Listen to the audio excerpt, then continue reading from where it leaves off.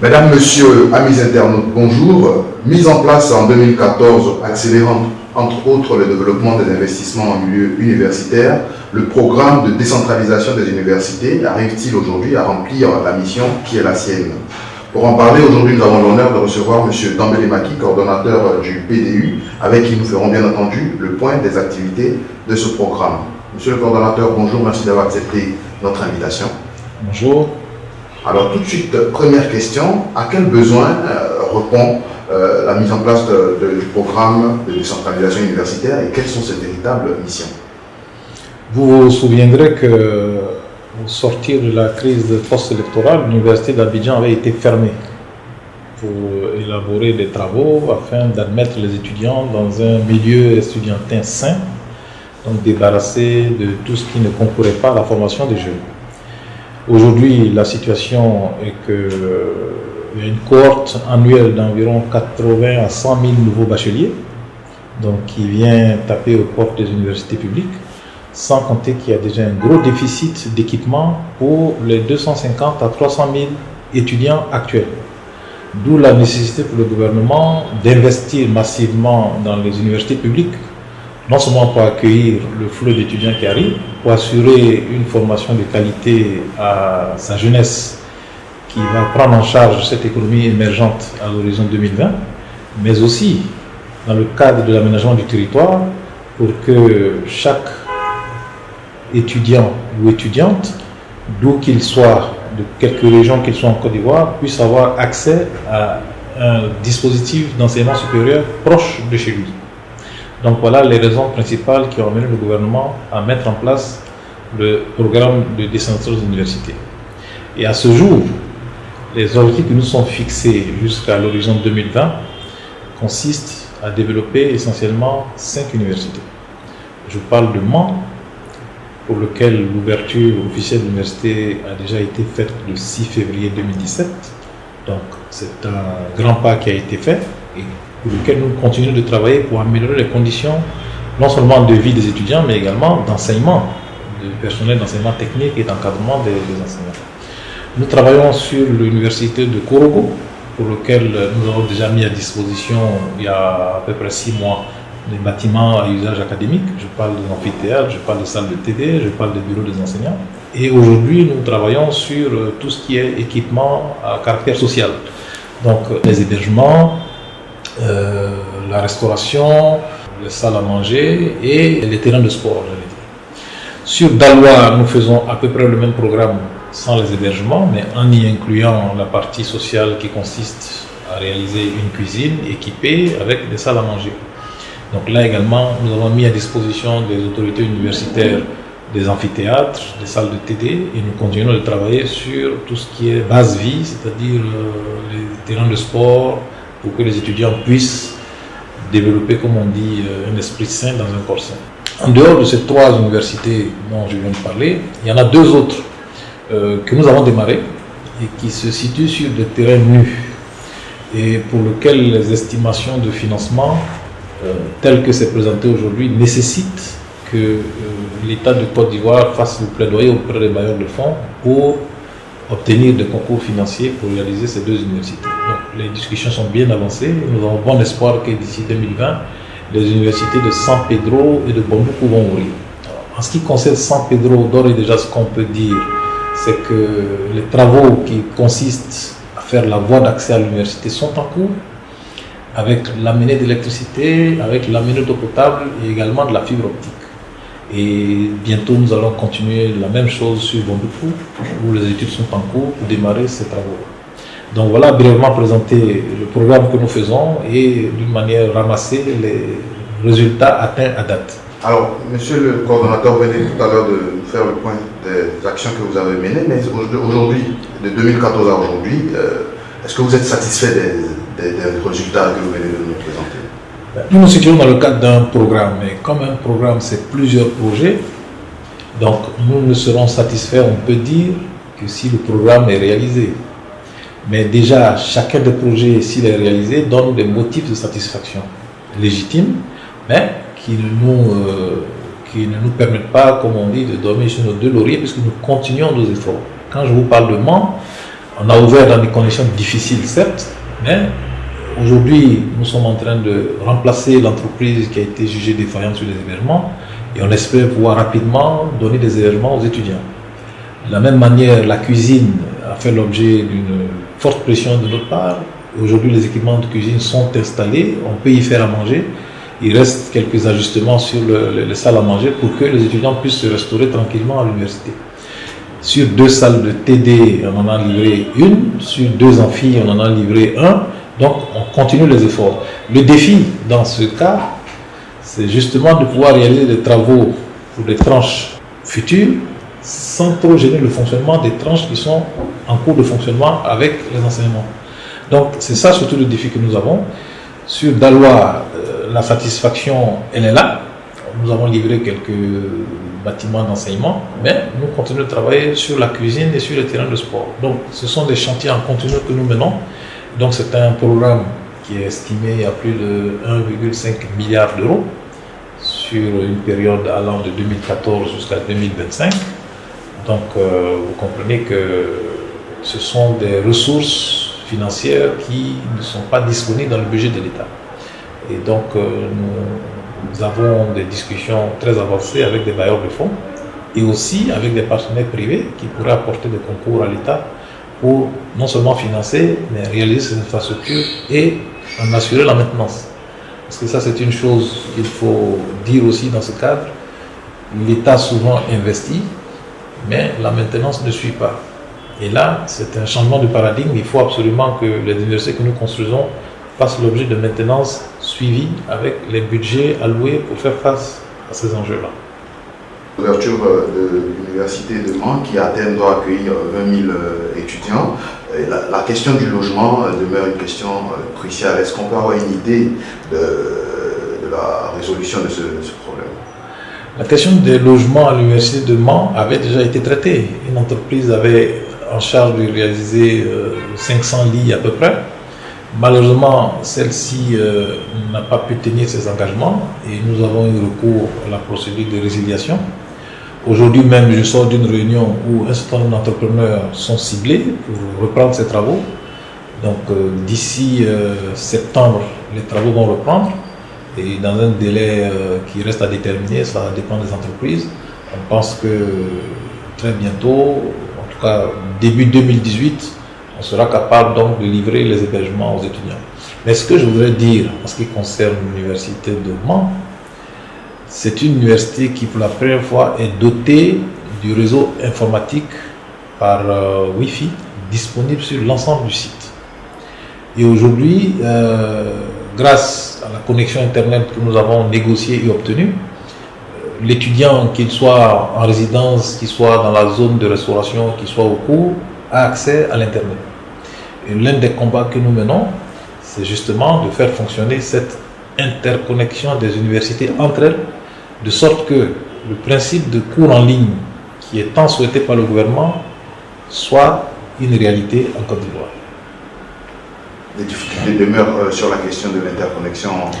Évidemment, l'interconnexion est un système qui a été mis en place par le gouvernement, des investissements très importants qui ont été supervisés par l'ANSUT, donc qui dépend du ministère des Télécommunications. Malheureusement, cette installation n'a pas fait l'objet de transfert formel au ministère de l'Enseignement supérieur, d'une part, et d'autre part, le paramétrage ou la mise en route n'a pas permis de discriminer l'accès. Donc tout le monde avait accès en même temps et pour tout. Donc du coup, le système a été saturé, a engendré des factures importantes qui n'ont pas pu être prises en charge par l'État et qui a donné lieu à la coupure du réseau. Donc aujourd'hui, nous sommes en train de travailler avec tous les acteurs pour remettre le réseau en fonctionnement, mais sur une base paramétrée avec une bonne distribution des rôles des uns et des autres, de sorte que le système soit vraiment disponible pour tout ce qui est besoin académique. Et accessoirement, pour d'autres besoins, comme vous le savez, la jeunesse est très friande de tout ce qui est Facebook, de tout ce qui est Twitter, etc. Mais ça deviendra accessoire. L'objet principal, si on met en place l'interconnexion, c'est vraiment d'avoir accès à des plateformes d'accès de cours en ligne. Monsieur le coordonnateur, on est tenté de se demander comment le programme arrive-t-il à mobiliser des ressources pour relever tous ces défis? Le premier bailleur du PDU, c'est l'État. À la date d'aujourd'hui, l'État a mobilisé entre 80 et 100 milliards de CFA pour faire tout ce que je viens de décrire. Comme je viens de vous le dire, si on veut réaliser les universités, les premières tranches d'universités de San Pedro et Bondupu avant 2020, ça nécessite autant d'argent, environ 100 milliards, donc sur une période de 3 ans, ce qui va être très difficile compte tenu de tous les engagements du gouvernement. Donc c'est pour ça qu'avec l'appui de Monsieur le ministre de l'Économie et des Finances, un plaidoyer a été lancé au niveau de tous les bailleurs de fonds institutionnels et des réponses très positives ont été reçues. Et nous sommes en négociation très avancée avec l'un d'entre eux avec qui nous espérons pouvoir en tout cas engager des choses beaucoup plus officielles dès le mois de septembre pour qu'on puisse démarrer ces travaux-là début 2018 si possible. Monsieur le coordonnateur, l'État de Côte d'Ivoire envisage la création d'une ville universitaire à Diaké.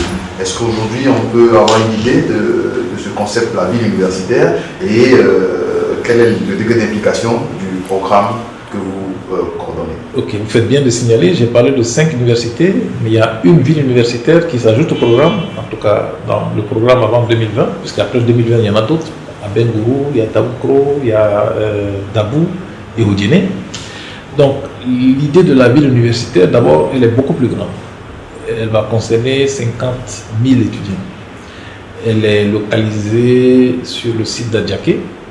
Donc nous avons pris le terrain le plus grand pour ce qui concerne les universités. Il fait 1000 hectares. Il donne sur un plan lacustre qui est très beau. Il y a une zone protégée par l'UNESCO avec les îles Oitilé. Donc c'est vous dire la beauté du site et l'aspect touristique que va constituer ce projet-là. Alors, il s'agit d'une ville universitaire parce que d'abord les enseignements qu'on va y donner, essentiellement ça sera les arts cinématographiques, les sports de haut niveau, les nanotechnologies. Donc l'idée c'est que autour d'une UFR, par exemple de sciences cinématographiques, on va mettre à disposition des terrains pour des groupes privés. Par exemple, des grands studios qui vont venir s'implanter proches donc, de l'université d'art cinématographique avec un échange privé-public qui va permettre non seulement de mettre en application les enseignements théoriques des étudiants sur des zones de studios qui seront mises à disposition par les privés. Et donc, ainsi de suite, par zone concentrique, on va développer ce site UFR par UFR avec à chaque fois sa zone d'activité industrielle dédiée. Donc voilà l'idée.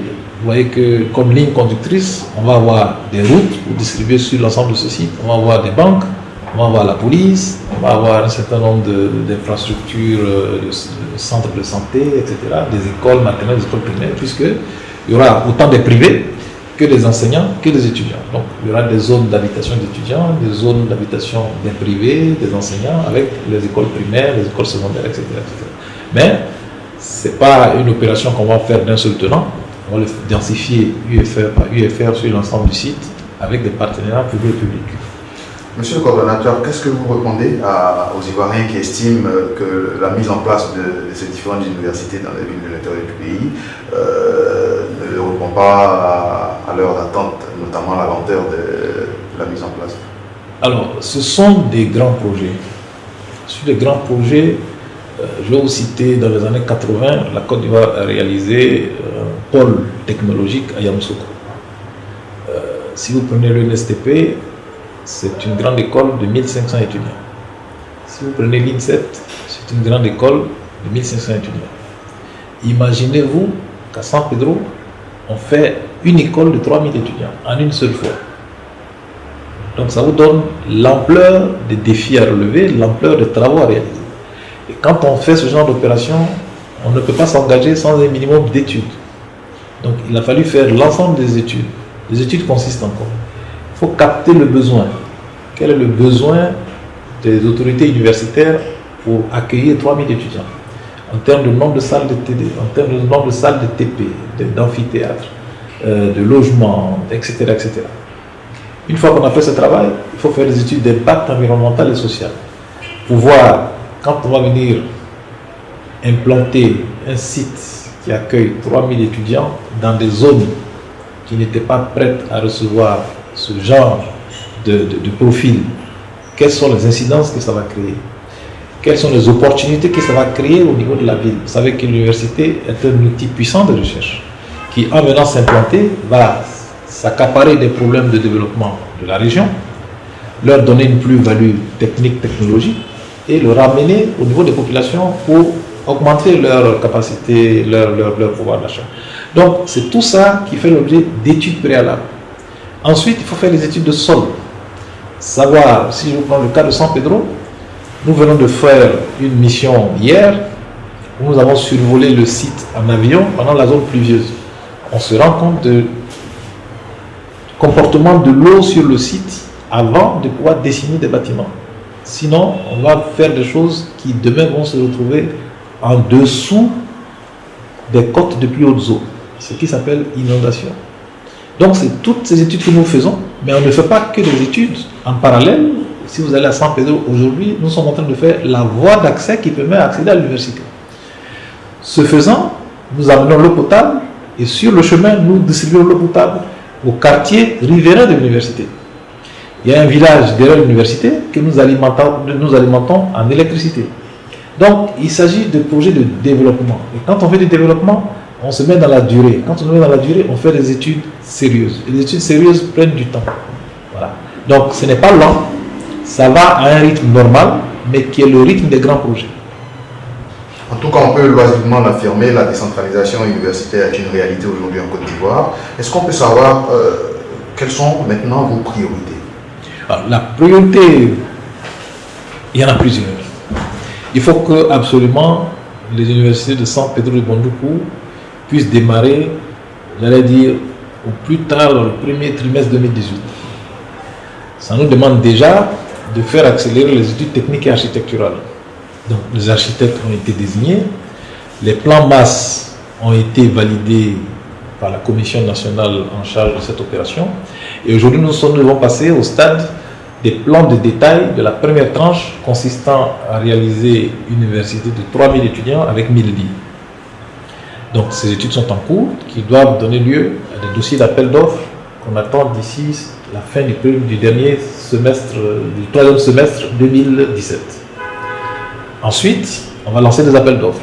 Vous savez que ces appels d'offres à hauteur de 50 milliards CFA intéressent les plus grandes entreprises, qu'elles soient africaines, qu'elles soient canadiennes, qu'elles soient françaises, qui nous démarchent à longueur de semaine. Donc, ce sont des dossiers sur lesquels, quand vous lancez un appel d'offres, vous donnez au moins 45 jours aux sociétés pour faire leurs offres. Donc, c'est tous ces délais qui sont incompressibles, mais qui sont conformes aux règles de bonne gestion que nous suivons.